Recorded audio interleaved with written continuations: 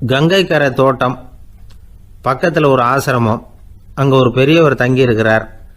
அவர் தான் ராமகிருஷ்ண பரமஹம்சர். அந்த ஆசிரமம் இருந்த இடம் கரக்பூர். வங்காளத்தில் பொதுவாக எல்லாரும் மீன் சாப்பிட்றது உண்டு.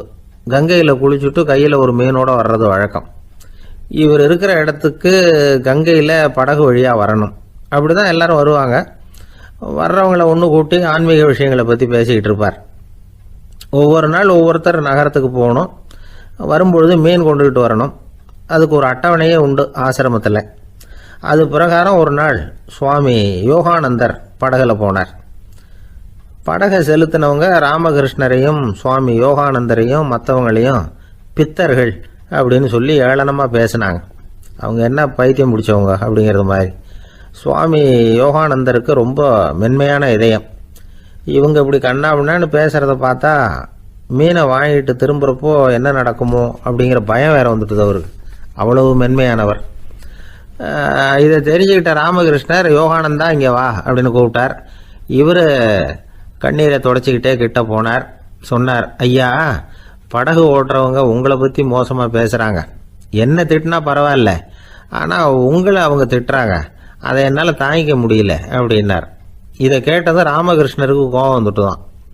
என்னது, உன்னுடைய குருவை பற்றி அவங்க மோசமாக பேசும்பொழுது நீ சும்மா இருந்தியா? வெளியில் போ அப்படின்னு விட்டார். குரு நிந்தனை செய்கிறப்போ அதை கேட்டுக்கிட்டு சும்மா இருக்கலாமா? குரு நிந்தனையை கேட்டால் பாவம் இல்லையா? என்னை தூற்றும் போது அவங்க பாவம் செய்கிறாங்க. அதை கேட்டுக்கிட்டு நீ சும்மா இருந்தால் நீயும் பாவம் செய்கிற அப்படின்னாராம். அடுத்த நாள் சுவாமி நிரஞ்சனானந்தர் போக வேண்டிய நாள். இவர் படகுல போகும்பொழுதும் அதே மாதிரி நடந்துதான். அவங்க மோசமாக பேச ஆரம்பித்தாங்க, திட்ட ஆரம்பித்தாங்க. அப்படி கேலி பண்ண ஒருத்தனை இவர் என்ன பண்ணார், பலாருன்னு கன்னத்தில் அரைஞ்சிட்டார். இன்னொருத்தனை கங்கையில் தூக்கி எறியறதுக்கும் தயாராகிட்டார். அதுக்கப்புறம் அவங்க யாரும் வாயை திறக்கலை. மீன் வாங்கிட்டு வர்றப்பவும் படகுல ஒரே அமைதி. அவ்வளவு பயம் அவங்களுக்கு. ராமகிருஷ்ணர் கூப்பிட்டு விசாரித்தார் என்ன நடந்ததுன்னு. இவர் சொன்னார், அவர் யோகானந்தா போகும்பொழுது என்ன நடந்ததோ அப்படியே தான் இப்பவும் நடந்தது. குரு நிந்தனை செய்கிறத கேட்டுக்கிட்டு நான் சும்மா இருப்பேனா? ஒருத்தனை அப்படியே அரைஞ்சுட்டேன், இன்னொருத்தனை ஆற்றுல தூக்கி போட்டுருவேன்னு பயமுறுத்தினேன், அவ்வளவுதான் அப்படின்னாராம். இப்பவும் ராமகிருஷ்ணருக்கு கோபம் வந்துட்டு தான். என்ன இது, அணியறது காஷாயம், இருக்கிறது ஆசிரமம், உனக்கு இவ்வளவு கோபம் வந்ததுன்னா அப்புறம் என்னத்துக்கு ஆசிரமத்தில் இருக்கணும்? பிரம்மச்சாரி எப்பவும் அமைதியாக இருக்கணும் அப்படின்னு அறிவுரை சொன்னாராம் ராமகிருஷ்ணர். அப்போ இவர் கேட்டாராம், ஏங்க அவருக்கு ஒரு விதமான அறிவுரை சொன்னீங்க, எனக்கு வேற விதமாக அறிவுரை சொல்கிறீங்க, இதில் எது உண்மை அப்படின்னு கேட்டிருக்கார். இதுக்கு ராமகிருஷ்ணர் சொன்ன பதில் என்னன்னா, அட அசடே, சக்கரத்தில் காற்று அதிகமாக இருந்தால் குறைக்கணும், குறைச்சலாக இருந்தால் கூட்டணும்.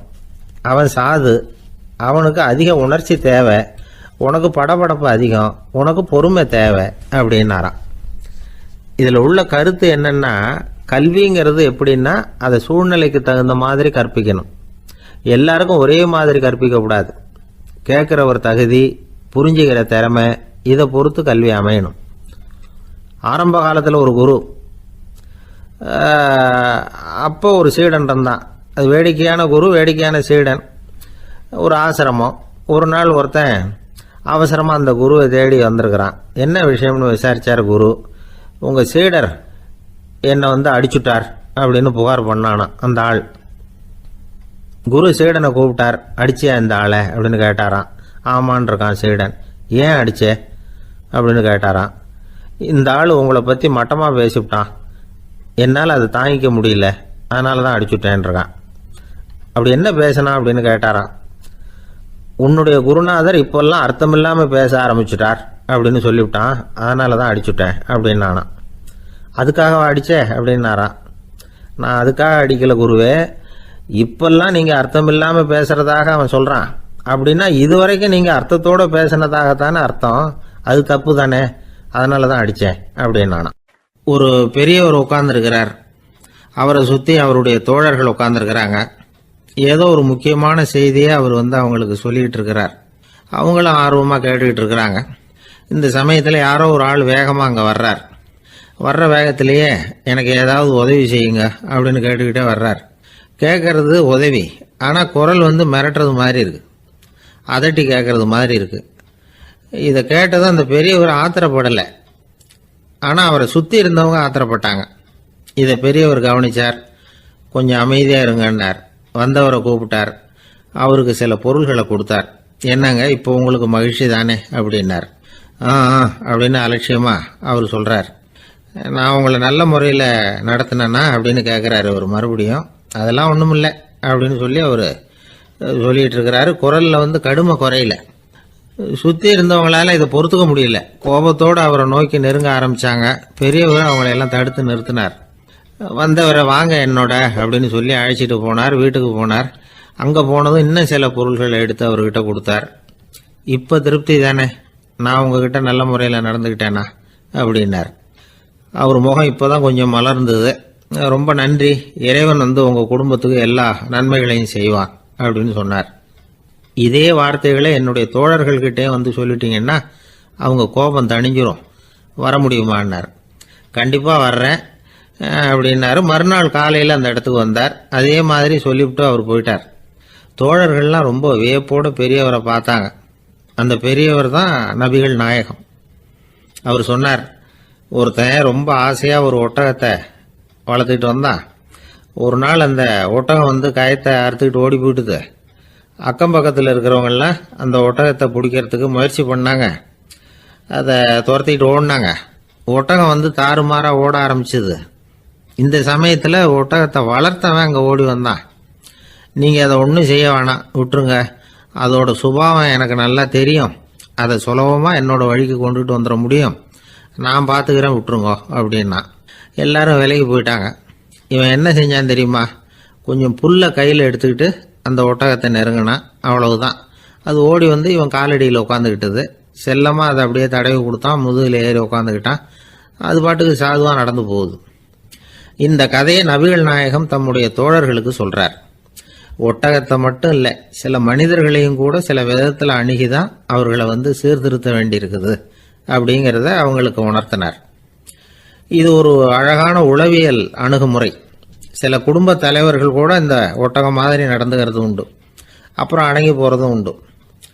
ஒரு குடும்ப தலைவர் காலையில் எழுந்திரிச்சதுலேருந்து சத்தம் போட்டு கத்திக்கிட்டு இருப்பார்.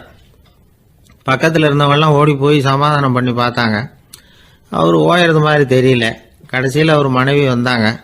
நீங்கள் எல்லாம் விலைக்கு போயிடுங்க, அவர் சுபாவம் எனக்கு தெரியும், நான் பார்த்துக்கிறேன் அப்படின்னாங்க. சரின்னு எல்லாரும் போயிட்டாங்க. சாயந்தரமாக பார்க்குறாங்க. அவர் சத்தம் இல்லாமல் ஒரு மூலையில் உட்காந்துருக்கிறார். ரொம்ப சாதுவா. ஆச்சரியமாக இருந்தது. என்னம்மா பண்ணீங்கன்னு கேட்டாங்க. அது ஒன்றும் இல்லைங்க, ஒரு வேளை சாப்பாட்டை நிறுத்தினேன், பட்னி போட்டேன், அவ்வளவுதான் அப்படின்னாங்க அந்த அம்மா. அமெரிக்க ஜனாதிபதி ஆப்ரஹாம் லிங்கன் ஒரு நாள் தன்னோட கோச்சு வண்டியில் தலைநகரான வாஷிங்டனுக்கு போயிட்டு இருக்கிறார். கோச்சு வண்டி ஒரு சாலையில் போயிட்டு இருக்கு. அந்த சாலைக்கு ஒரு பக்கத்தில் பயங்கரமான சதுப்பு நிலம். சதுப்பு நிலம்னா அது புதைகுழி, புதை மணல்ங்கிறோம்ல, அது மாதிரி. அந்த சதுப்பு நிலத்தில் யாராவது மாட்டிக்கிட்டா அவ்வளவுதான். ஆளை கொஞ்சம் கொஞ்சமாக உள்ள அமுக்கிவிடும். தப்பிச்சு கரையேறது கஷ்டம். அப்படிப்பட்ட நிலம் அது. ஆப்ரஹாம் லிங்கன் ஏதோ ஒரு முக்கியமான அரசாங்க வேலையாக போயிட்டு திரும்பி வந்துகிட்டு இருக்கிறார். அதனால் அந்த சமயத்தில் அவர் விலை வசந்த ஆடைகளை அணிஞ்சிருக்கிறார். அப்படி அவர் அந்த கோச்சு வண்டியில் வந்துகிட்டு இருக்கிறாரு. அந்த சமயத்தில் ஒரு காட்சி அவர் கண்ணில் போட்டுவிட்டது. என்ன தெரியுமா? ரோட்டுக்கு பக்கத்தில் இருந்த சதுப்பு நிலத்தில் ஒரு இளம் பன்றி குட்டி சிக்கிக்கிட்டு தவிச்சிக்கிட்டு இருக்குது. பரிதாபமாக கத்திக்கிட்டு இருக்குது. அதை பார்த்தார் லிங்கன். அவருக்கு இன்னும் மாதிரி ஆயிட்டுது. உடனே வண்டியை நிறுத்த சொன்னார். கீழே இறங்கினார். தன்னோட விலை வசந்த ஆடைகளை பற்றி லட்சியம் பண்ணவே இல்லை. தனக்கே ஆபத்து வரலாம்ங்கிறத பற்றியும் கவலைப்படலை. தான் ஒரு குடியரசுத் தலைவருங்கிறத பற்றியும் அவர் நினச்சி பார்க்கல. நேராக அந்த சதுப்பு நிலம் பக்கமாக போனார். அந்த சேத்துல இறங்கி பன்றிக்குட்டியை காப்பாற்றி கரைக்கு கொண்டுட்டு சேர்த்துட்டார்.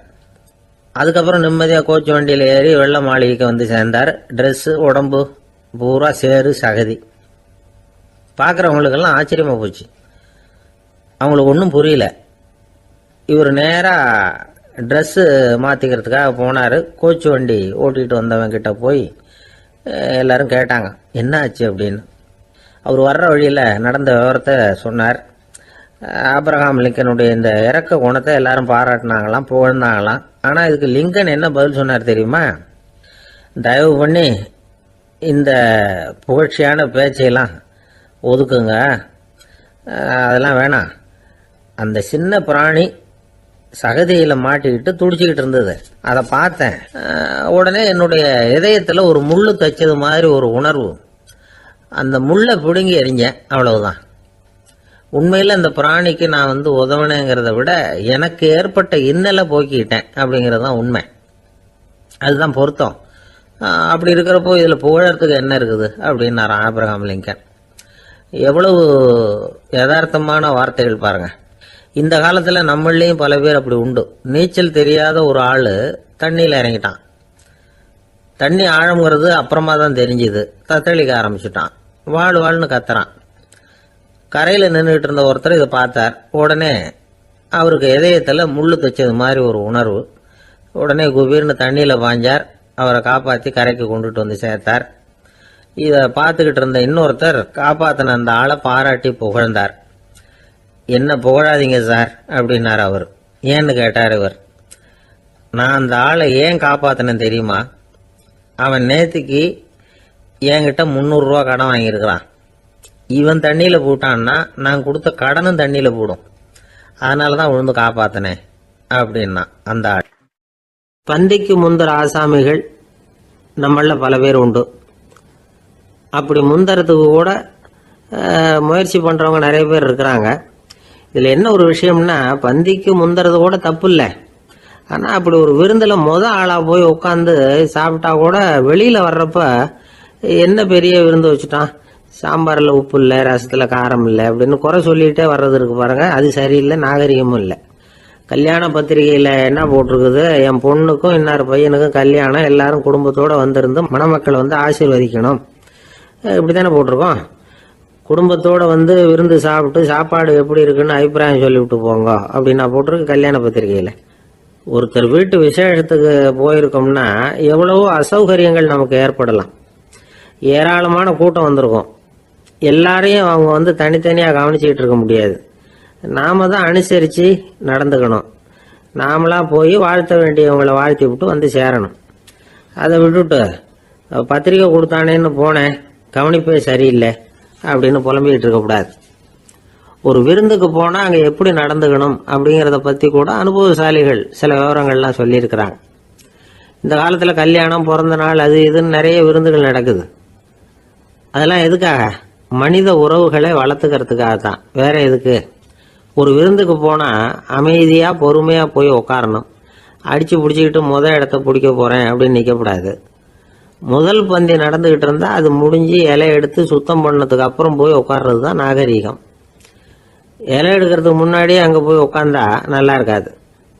நீங்கள் சாப்பிட்டுட்டு உட்காந்துருக்கீங்களா, சாப்பிட்றதுக்கு உட்காந்துருக்கீங்களா, பார்க்குறவங்களுக்கு சந்தேகம் வந்துடும். அதே மாதிரி இலையில எல்லா ஐட்டமும் பரிமாறினதுக்கு அப்புறம் சாப்பிட ஆரம்பிக்கணும். ஒவ்வொரு ஐட்டமாக வைக்க நாம் பாட்டுக்கு எடுத்து உள்ளே தள்ளிகிட்டே இருந்தோம்னா எதை வச்சோம் எதை வைக்கலன்னு பரிமாறினவரே குழம்பி போயிடுவார். ஏன்னா எப்போ பார்த்தாலும் இலை காலியாகவே இருக்கும். சாப்பிட்றப்போ உங்கள் சாப்பாட்டையே நீங்கள் கவனிக்கணும். அடுத்தவங்க இலையில என்ன இருக்குது, பக்கத்தில் இருக்கிறவர் எதை அதிகமாக சாப்பிட்றார், இதெல்லாம் நமக்கு என்னத்துக்கு? எல்லாரும் சாப்பிட்டு முடிக்கிற வரைக்கும் பொறுமையாக இருக்கிறது தான் நல்லது. நீங்கள் மட்டும் திடீர்னு பாதியில் எழுந்திரிச்சு பக்கத்தில் இருக்கிறவங்களுக்கு சங்கடமாக இருக்குமேங்கிறதெல்லாம் யோசிக்காமல் நீங்கள் பாட்டு எழுந்திரிச்சு போகக்கூடாது. பக்கத்தில் உள்ளவங்க உங்களை எழுந்திரிக்க சொன்னால் எழுந்திரிச்சு போகலாம். விருந்துகளில் சாப்பாட்டை வீணாக்கிறதே ஒரு நாகரிகமாக போட்டுது. இந்த காலத்தில் சாப்பாட்டுக்கே கஷ்டப்பட்டுக்கிட்டு பல பேர் இந்த உலகத்தில் இருக்கிறப்போ சாப்பாட்டை வீணாக்கிறது எவ்வளோ பெரிய மோசங்கிறத நினச்சி பார்க்கணும். வேணுங்கிற அளவுக்கு கேட்டு வாங்கி சாப்பிட்றது தான் முறை. விருந்தில் இந்த பஃபே அப்படின்னு சொல்லி ஒரு முறை சொல்கிறாங்கல்ல, அதாவது உணவு வகைகளையெல்லாம் பொதுவாக ஒரு இடத்துல வச்சுடுறது, நமக்கு தேவையானதை நாமே எடுத்து ஒரு தட்டில் போட்டுக்கிட்டு சாப்பிட வேண்டியது. இதில் கூட சில பேர் தேவைக்கு அதிகமாக எடுத்து போட்டுக்கிட்டு வீணாக்குறாங்க. சில சமயம் கடைசியாக சாப்பிட போகிறவங்களுக்கு எல்லா ஐட்டமும் கிடைக்காம போகலாம். அதை போய் பெருசு பண்ணிகிட்டு இருக்கக்கூடாது. என்ன சார் இந்த அளவுக்கு கூடவா நாகரிகம் தெரியாமல் இருக்கிறோம், இதை போய் பெருசாக சொல்ல வந்துட்டீங்களே அப்படின்னு நினைக்கலாம். ஒருத்தர் 2 பேருக்கு இந்த விவரம் தேவைப்படலாம். அவங்க காதலையும் இது விழட்டுமேங்கிறதுக்காக தான் இது.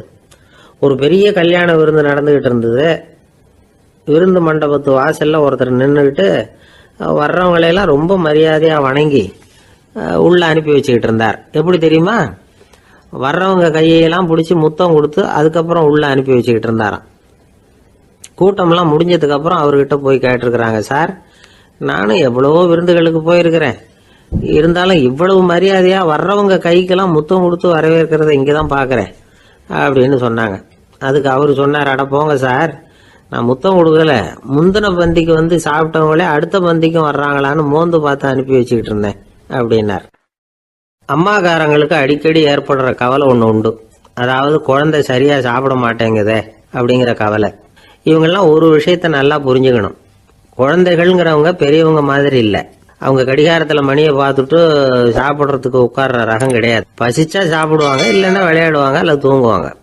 அது புரியாம அவங்கள கட்டாயப்படுத்தி அல்லது மிரட்டி சாப்பிட வைக்கிறது ரொம்ப தப்பு. ஒரு 8 மாச குழந்தைக்கு 3 மணி நேரத்துக்கு ஒரு தடவை பசிக்கும். அந்த நேரம் பார்த்து சாப்பாடு கொடுத்தா அடம் பண்ணாம அது பாட்டுக்கு சாப்பிட்றோம். அதே குழந்தைக்கு 1 வயசு ஆகிறப்போ 4 மணி நேரத்துக்கு ஒரு தடவை பசிக்கும். இந்த வயசுல இயற்கையாவே வந்து பசி வந்து குறைஞ்சிருக்கும். அது புரியாம என் குழந்தை முன்னாடி மாதிரி இப்ப சரியா சாப்பிட மாட்டேங்கிறான் அப்படின்னு சில பேர் டாக்டர் கிட்ட போய் சொல்லிக்கிட்டு இருப்பாங்க. இன்னொரு விஷயம், ஒரு குழந்தைக்கு வயசு அதிகமாகிற வேகத்துக்கு உடம்பு எடையும் அதிகமாகிக்கிட்டே போகாது. உடம்பு எடை வந்து அதிகமாகிற வேகம் குறைஞ்சிக்கிட்டே வரும். 6 மாச குழந்தைக்கு ஒரு வாரத்துல 150 கிராம் எடை கூடும். ஒரு வயசுல வாரத்துக்கு 71 கிராம் எடை கூடும். இது புரியாம அதிகமா சாப்பாட்டை கொடுத்து குழந்தைய கஷ்டப்படுத்தக்கூடாது. ஏன்னா அளவுக்கு மீறின உணவு வந்து அஜீரணத்தை வந்து உண்டு பண்ணிவிடும். குழந்தைக்கு ஒரு தட்டில் கொஞ்சமா ஆகாரத்தை வச்சு கொண்டுட்டு போய் கொடுக்கணும். மலை மாதிரி குவிச்சு வச்சா அதை பார்த்ததுமே பசி அடங்கி போயிடும். அடிச்சு மிரட்டி பயமுறுத்தி குழந்தைய சாப்பிட வைக்கிற பழக்கம் இருக்கு பாருங்க, அதுக்கு வந்து ஃபுட் ஃபோர்சிங் அப்படின்னு பேரு. இப்படி பண்ணுனா குழந்தைக்கு சாப்பாட்டில் விருப்பம் குறைஞ்சிரும், அதை கண்டாவே வெறுக்க ஆரம்பிச்சிடும். அது மாதிரி உளம் சார்ந்த பசி குறைவு, சைக்கோஜெனிக் அனோரெக்சியா, அது ஏற்படுமா. சாப்பாடுங்கிறதே ஒரு தண்டனை மாதிரி தோணும். குழந்தைகளுக்கு பிடிச்ச மாதிரியான ஆகாரத்தை கொடுக்கணும். சத்து அதிகம் இருக்குங்கிறதுக்காக அதுக்கு பிடிக்காத ஆகாரத்தை கொடுத்து கட்டாயப்படுத்தக்கூடாது. குழந்தைகளுக்கு 2 வயசு ஆகிறப்போ இயற்கையாகவே வந்து எதிர்மறை குணம் உண்டாகும். அதாவது அந்த எதிர்மறையா பேசுறது. இது மாதிரி சமயங்களில் நாம் என்ன சொல்கிறோமோ அதுக்கு நேர்மாறாக நடந்துக்கும். ஏட்டிக்கு போட்டி, சாப்பிட சொன்னால் விளையாட போவோம், விளையாட சொன்னால் சாப்பாடு கேட்கும். இதை புரிஞ்சுக்கிட்டு நடந்துக்கணும். குழந்தை சொன்ன பேச்சை கேட்கலேன்னு கோவப்படக்கூடாது. குழந்தை வளர வளர பிடிவாத குணம் வர்றது சகஜம். கேட்டதை வாங்கி கொடுத்தாதான் சாப்பிடுவேன் அப்படின்னு பிடிவாதம் பண்ணும். வாங்கி கொடுத்து விடுறது தான் உத்தமம். நீங்களும் அதுகிட்ட பிடிவாதம் பண்ணிட்டு இருக்கக்கூடாது. ஏன்னா கேட்டது கிடைக்கலையேங்கிற ஏமாற்றம் கூட குழந்தையோட பசியை குறைச்சிரும். கேட்டது கிடைச்சுட்டா பசி அதிகமாகும். கொடுத்ததை மலமலன்னு சாப்பிட்றோம். குழந்தைகளுக்கு வந்து கண்ட நேரத்தில் சாப்பிட்றதுக்கு எதையாவது வாங்கி கொடுத்துக்கிட்டு இருந்தா சாப்பாட்டு நேரத்தில் சாப்பிடாம அடம் பண்ண ஆரம்பிச்சிடும். பள்ளிக்கூடம் போகிற பிள்ளைங்க காலை உணவை சரியாக சாப்பிட மாட்டாங்க. அச்சம், அவசரம், பரபரப்பு இதெல்லாம் தான் காரணம். பள்ளிக்கு புறப்படுறதுக்கு ஒரு 3/4 மணி நேரத்துக்கு முன்னாடியே சாப்பாடு போட்டுருங்க, அது சரியாக போடும். படிக்கிற குழந்தைகள் உடல் சோர்வு, மனச்சோர்வு இது காரணமாக கூட சாப்பிட மறுக்கிறது உண்டு. இப்போ உதாரணமாக சாயந்தரம் விளையாடி விட்டு வீட்டுக்கு வந்ததும் சாப்பிட சொன்னால் வேணாம்பாங்க. இது உடல் சோர்வு. ரொம்ப நேரம் வீட்டு பாடங்களை செஞ்சு முடித்த கையோடு சாப்பிட சொன்னாலும் அவங்களால சரியாக சாப்பிட முடியாது. இது உளச்சோர்வு, அதாவது மனச்சோர்வு. இதை தவிர குழந்தைகளுக்கு உடல் நலக்குறைவு ஏற்பட்டால் கூட சாப்பிட மறுக்கிறது உண்டு. சில மருந்து மாத்திரைகள் கூட பசியை குறைச்சிரும். அதனால் சரியாக தெரிஞ்சுக்கிட்டு குழந்தைகளை வந்து சாப்பிட வைக்கணும். அது புரியாமல் கையில் சாப்பாட்டு தட்டை வச்சுக்கிட்டு குழந்தைகளை வந்து விரட்டிக்கிட்டு அலையக்கூடாது. ஒரு சின்ன பையன் சொன்னான், எங்கள் அம்மா சாப்பாடு போடுறது தெரிஞ்சா நான் உடனே வீட்டை விட்டு வெளியில் ஓடி போடுவேன் அப்படின்னா. ஏன் அப்படி பண்ணுறேன்னு கேட்டோம். எங்கள் அப்பா கூட அது மாதிரி தான் சார் பண்ணுவார் அப்படிங்கிறான். ஐயா, உங்கள் பேரை தொடர்ந்து தினம் கேட்டுக்கிட்டு இருக்கிறேன் அப்படின்னார் ஒருத்தர். தொடர்ந்து கேட்குறீங்களே, உங்களுக்கு காது வலிக்கலையா அப்படின்னு கேட்டோம். பேசுகிற உங்களுக்கே வாய் வலிக்கல அப்படிங்கிறப்போ கேட்குற எங்களுக்கு எப்படி காது வலிக்கும் அப்படின்னார். நம்ம உடம்புல ஒரு அதிசயம் என்ன தெரியுமா? ரொம்ப நேரம் நாம் நடக்கிறோம்னு வச்சுக்கோங்க, கால் வலிக்கும். ரொம்ப நேரம் வேலை செஞ்சால் கை வலிக்கும், உடம்பு வலிக்கும். ரொம்ப நேரம் பார்த்துக்கிட்டே இருந்தால் கண்ணு வலிக்கும். ரொம்ப நேரம் பேசிக்கிட்டே இருந்தால் வாய் கூட வலிக்கும். ஆனால் ரொம்ப நேரம் கேட்டுக்கிட்டே இருக்கிறதுனால காது வலிக்கிறது இல்லை. அதனால் கேட்கறதுக்கு முக்கியத்துவம் கொடுத்தாங்க நம்ம பெரியவங்க. திருவள்ளுவர் வந்து தேவையில்லாமல் வார்த்தைகளை உபயோகப்படுத்த மாட்டார். ஒரு திருக்குறள்னு எடுத்துக்கிட்டாவே அதில் மொத்தம் 7 வார்த்தைகள், அவ்வளவுதான். அப்படி 7 வார்த்தைகள் மட்டுமே உள்ள ஒரு திருக்குறளில் வள்ளுவர் ஒரே வார்த்தையை 5 தடவை உபயோகப்படுத்தியிருக்கிறார், திரும்ப திரும்ப பயன்படுத்தியிருக்கிறார். அப்படின்னா அதை எந்த அளவுக்கு வலியுறுத்தி சொல்கிறார் அப்படிங்கிறத நாம் புரிஞ்சுக்கணும். அது என்ன குறள்? செல்வத்துள் செல்வம் செவிச்செல்வம், அச்செல்வம் செல்வத்துள் எல்லாம் தலை. செவிச்செல்வம்ங்கிறது அவ்வளவு முக்கியமானது. கற்றலின் கேட்டல் நன்று. அதிகம் கேட்கணுங்கிறதுக்காகத்தான் எவ்வளவு கேட்டாலும் காது வலிக்கிறதில்ல. குறைச்சலாக பேசணும், அதிகமாக கேட்கணும். இன்னொரு விஷயம் கவனிங்க, நம்ம உடம்புல கண்ணுக்கு மூடி இருக்குது, எதையாவது நாம் பார்க்க விரும்பலைன்னா உடனே கண்ணை மூடிக்கலாம். நம்ம வாய்க்கு மூடி இருக்குது, பேச விருப்பம் இல்லையா, வாயை மூடிக்கலாம்.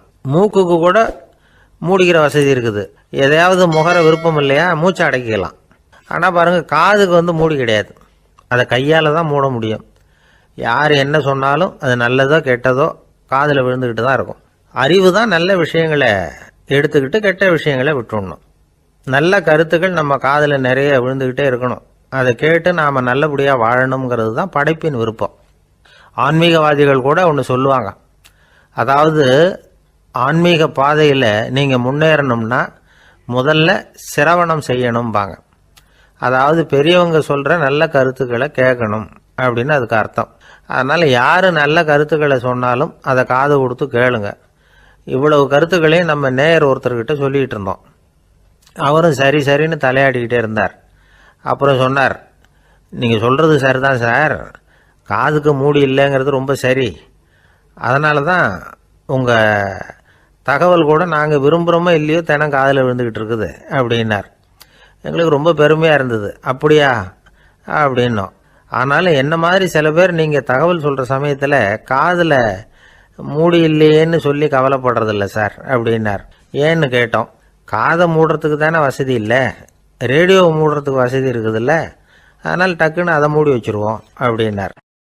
ஒரு இலக்கிய கூட்டம் ஏற்பாடு பண்ணியிருக்கிறோம், நீங்கள் அவசியம் அதில் பேசணும் அப்படின்னு கேட்டுக்கிட்டார் ஒருத்தர். வேணாங்க, 4 பேருக்கு முன்னாடி நிற்கிறதுனா எனக்கு ரொம்ப கூச்சமாக இருக்கும் அப்படின்னாரு இவர். ஏன் சார் இன்னமும் குழந்தை மாதிரி கூச்சப்படுறீங்களே அப்படின்னார் அவர் ஒரு மாதிரியாக சமாளித்து அனுப்பி வச்சுட்டு அதுக்கப்புறம் அதை பற்றி இவர் யோசித்து பார்த்துருக்கார். சில நிபுணர்கள் எழுதியிருக்கிறத படித்தும் பார்த்துருக்கிறார். மனோதத்துவ நிபுணர்கள் என்ன சொல்கிறாங்க தெரியுமா? 10லேருந்து 20% குழந்தைகள் பிறக்கிறப்பவே கூச்ச சுபாவம் கொண்டதாக தான் இருக்குதான். ஒரு தாத்தா தன்னோட பேர பிள்ளைய ஆசையாக கூப்பிடுறார் விளையாட்டு காட்ட, அதை அழுதுகிட்டு ஓடி போகுது. ஒரு அம்மா தன்னோட பிள்ளைய பள்ளிக்கூடத்தில் சேர்க்கறதுக்காக கூப்பிட்டுக்கிட்டு போகிறாங்க. அந்த புள்ள அம்மாவோட முந்தானையில் ஒளிஞ்சிக்கிட்டு வெளில வரமாட்டேங்குது. இவங்களெல்லாம் எப்படி சமாளிக்கிறது? குழந்தைகளோட கூச்ச சுபாவத்தை போக்குறது எப்படி? இதுக்கு நிபுணர்கள் சில யோசனைகளை சொல்லியிருக்கிறாங்க. மற்றவங்களுக்கு முன்னாடி என் பையனுக்கு கூச்சம் ரொம்ப அதிகம் சார், மற்றவங்க பார்த்தா ரொம்ப வெக்கப்படுறான், இப்படி சொல்கிற அப்பாக்கள் உண்டு. என் பையன் புது மனுஷால பார்த்தா அட்டையாக ஒட்டிக்குவான் சார் அப்படின்னு சொல்கிற அப்பாக்களும் உண்டு. இப்படிலாம் குழந்தைகளுக்கு முத்திரை குத்துறது ரொம்ப தப்பான். புதுசாக யாராவது வீட்டுக்கு வந்தால் குழந்தை தானாக தன்னோட கூச்சத்தையும் பயத்தையும் போக்கிக்கிட்டு சகஜமாக மாறி வர்றதுக்கு வாய்ப்பு கொடுக்கணுமா.